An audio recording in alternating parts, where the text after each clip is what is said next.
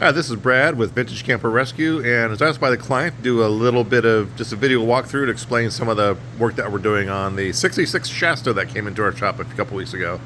So we're using the original walls as templates to rebuild everything new. This trailer had significant water damage throughout, but all the parts were there, all the Shasta pieces were there, so it was a great candidate for a frame-up rebuild.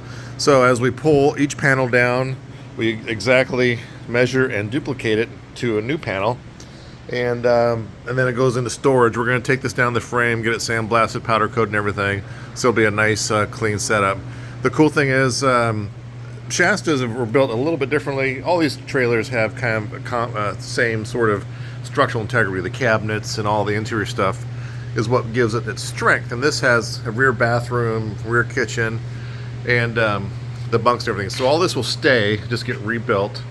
The nice thing is the cabinetry and a lot of the interior plywood is in great shape, so we're going to keep all that original, but we're going to replace the wall panels with just plain natural colored paneling. So the interesting thing about Shasta is that the ones I've built have had just a curbing edge where the panels go all the way to the edge and then they build up with curbing. This thing is using a rabbeted edge, and that's where it's like routed down about an inch, maybe a little less than an inch, 7/8 to an inch or so, and then it's in like 5/16. So instead of the panel going all the way to the edge of the metal and then trim put on everything, the panel and the supports go into the rabbet right here, and then the curbing goes between the pieces, and then all the metal goes on. So that's the difference, and that was what the client was asking about, what the difference between the type of rabbeted edge and the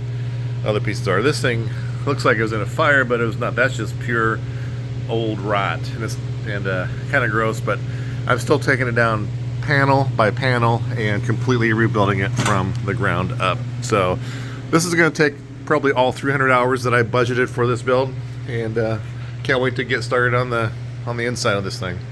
All right, this is Brad with Vintage Camper Rescue. Just a quick walkthrough update for the client.